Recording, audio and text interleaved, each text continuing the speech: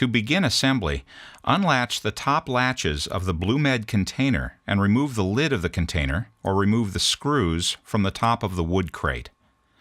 Unpack directly from the container by carefully removing the items between the packing liners and group according to type near the site. The fabric components will be on top and will be removed first. Keep them folded up as packed and set them aside. The BlueMed container or wood crate contains all fabric and metal parts required for setup of the shelter system. Refer to the inventory list to identify the part names and quantities. Guy ropes, white throw ropes, concrete anchors, shelter, electrical, and container spares kit, tech manual and quick setup guides, plenum, distribution box with light switch, universal receptacle line long, universal receptacle line short, fluorescent lights, light extension cables, one-piece liner, non-slip floor 28 ounces, BlueMed main cover, end panel with 4-inch zippered personnel door, container packing liner, end base right main section, end base left main section, end base center section, side base single stub, side base blank,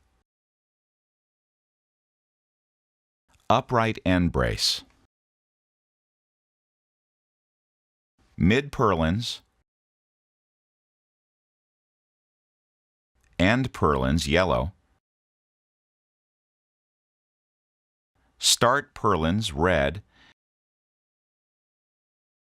shelter spike bag with double-headed spikes and spikes with D-rings, spike puller, bottom arch red, main arch with sleeve, an upright insert end brace.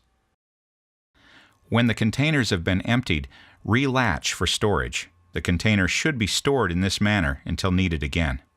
Refer to BlueMed manual for complete instructions, safety summary, cautions, and warnings. Assemble base sections in sequence. Make sure the green side base pieces are installed at opposite corners.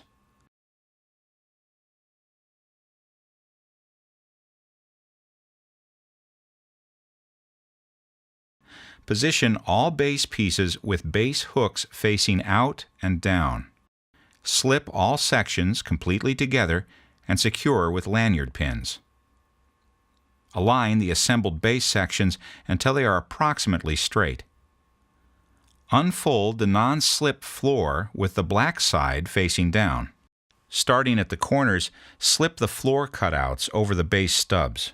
Square up the base frame by pulling on the floor until there are no wrinkles, as shown. After squaring the base frame, pull up the floor and drive the double-headed spikes through the pre-drilled anchor holes in the base frame and into the ground, skipping holes in the doorways. Assemble the arches on the ground.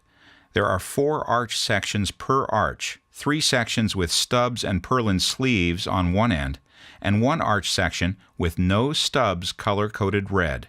Make sure the red arch sections are positioned on the same end of the arch for all 6 arches. Slip the 4 arch sections together while still on the ground. 2 installers will lift 1 arch section with all joints completely slip-fitted together and carry into position above opposite base stubs. One installer will slide one arch bottom end over the base stub on one side.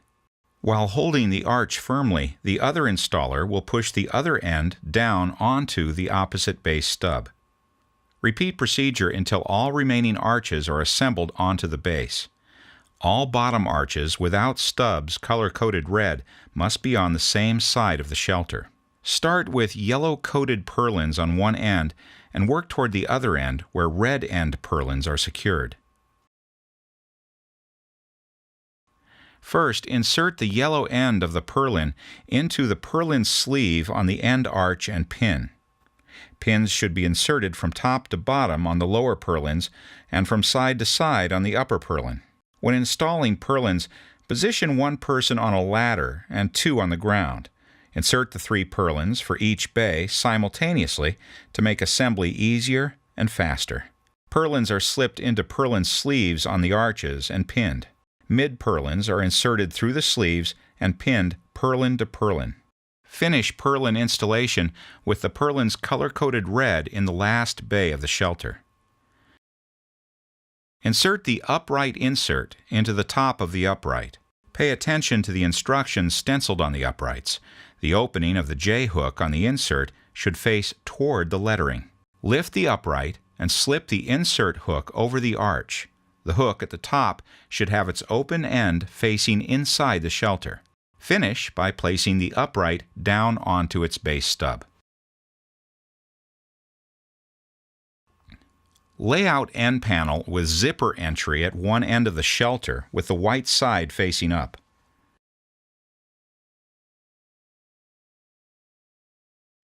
Tie one end of the yellow base rope to the yellow tie-off cleat.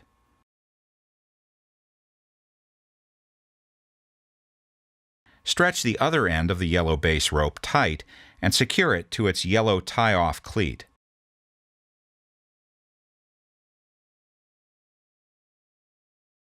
Secure the end panel on each side of the doorway by running the strap with alligator clip through the metal stirrup located on the door base frame. Metal stirrups are located on the door base frame near the rope tie-off cleat by the upright stub. With 2 people on ladders and 2 people on the ground, lift the end panel and work the contour edge of the end panel over the end arch. Slip the green contour rope under the disconnected purlins and repin the purlins. Keeping the end panel centered, tension both ends of the contour rope by running the rope under the green tie-off cleat and using a foot to push down on the rope while pulling up on the end of the rope. While maintaining tension on both contour rope ends, installers will simultaneously pull down on the contour ropes at the end panel openings starting at the top purlin position. Finish snugging the contour rope by repeating the push-down, pull-up method and tie off to green cleats.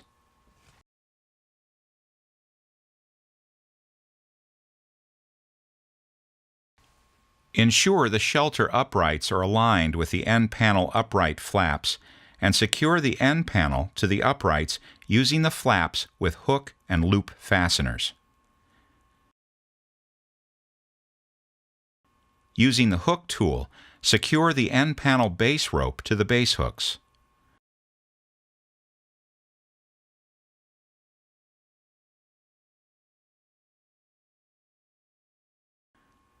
Repeat end panel installation steps for second end panel on the opposite end.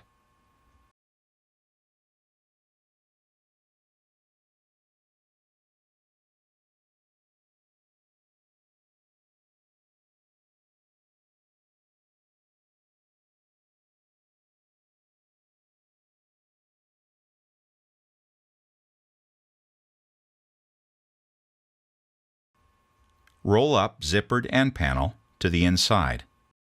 Lay out the shelter one-piece liner along one side of the shelter base so that when the liner is pulled over the frame, the silver side will be on the outside of the shelter and the white side to the inside of the shelter, and the end edge of the liner is flush with the shelter end arches.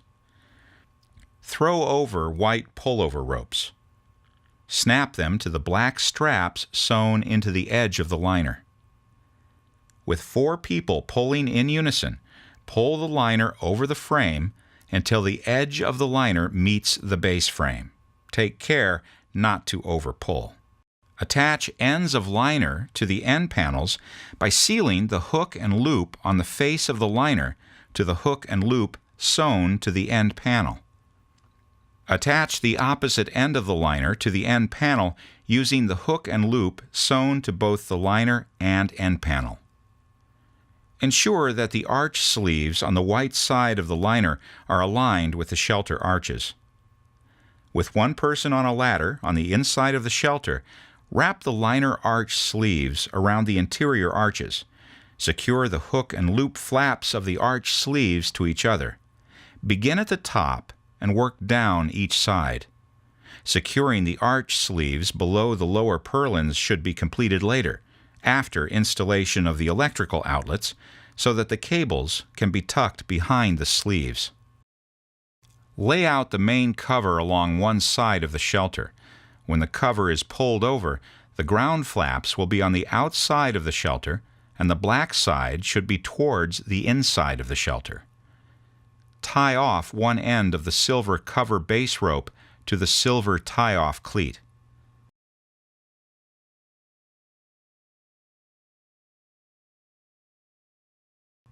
Stretch the other end of the silver rope and secure this end to its silver tie-off cleat.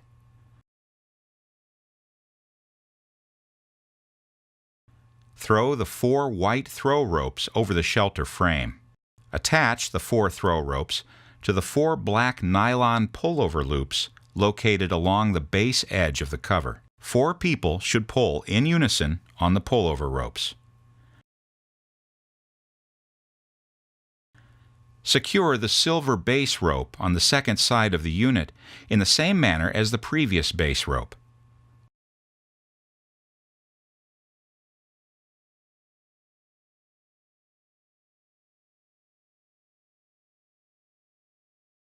The cover ends should overlap each end panel by 4 to 5 inches.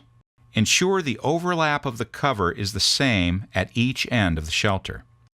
Starting at one end of the cover, tension both ends of the red contour rope by running the red contour rope through the cutouts in the end panel ground skirt under the red tie-off cleat, and tension using the push-pull method.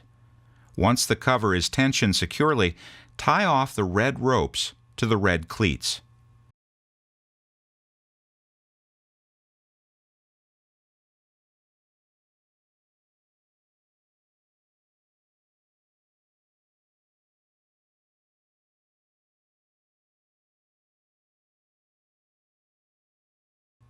Repeat these steps for the opposite end of the shelter.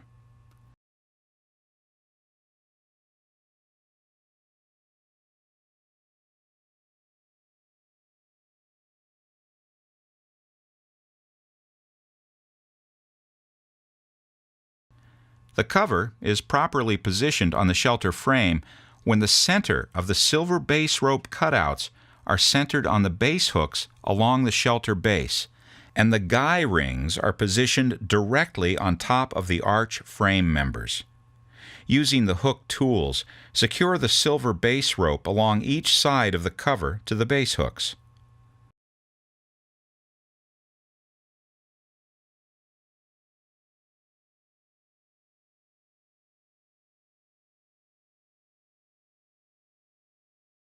Once in place, secure the cover to the end panel at each corner by joining the 1-inch web straps on the end panel to the black buckle on the cover corners.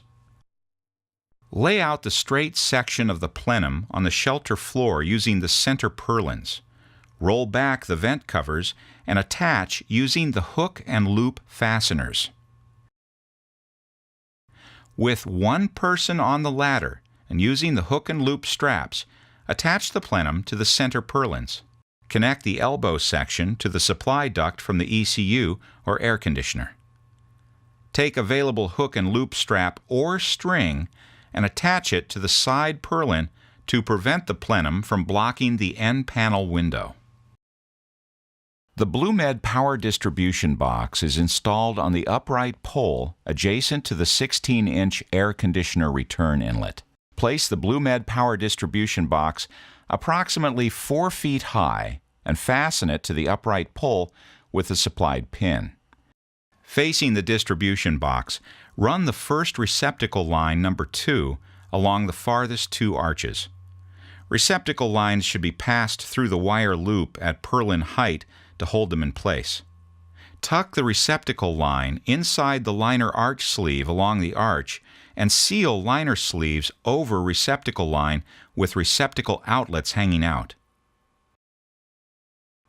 Taking the other end, run the receptacle cable number 2 around the purlins toward the end with the distribution box. Run cable across the end panel and down the upright to the distribution box. Secure the end of the power extension cable to one of the ports on the adjacent side of the distribution box. Secure the receptacle line number 1 in the same manner as the first on the 2 closet arches to the distribution box.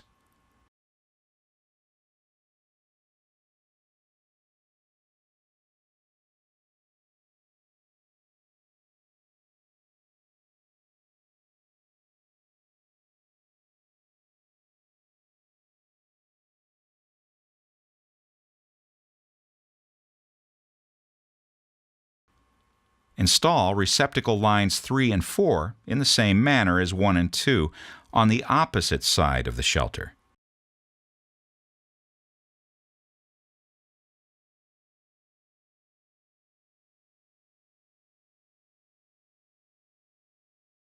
Note, run receptacle lines 3 and 4 over the doorway and window on end panel.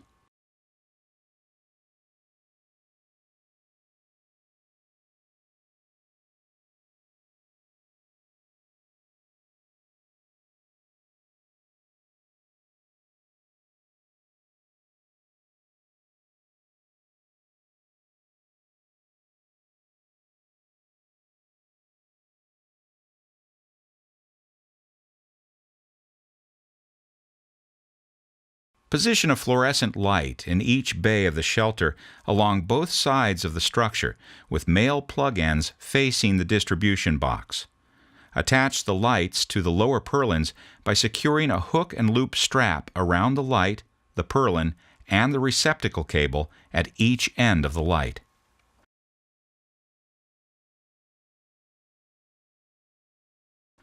When all lights have been hung, begin connecting lights together in 2 chains along each side of structure.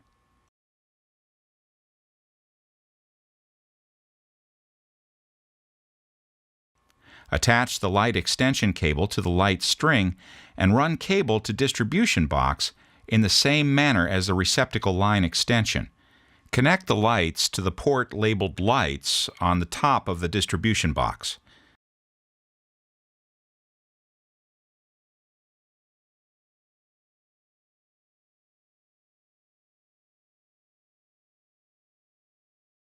Double-check all connections prior to applying electrical power.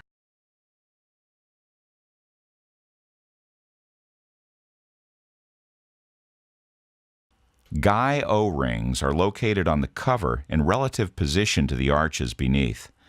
Lining up with each arch, angle the top of the 18-inch guy anchoring spike approximately 36 inches away from the shelter and drive into the ground using a sledgehammer.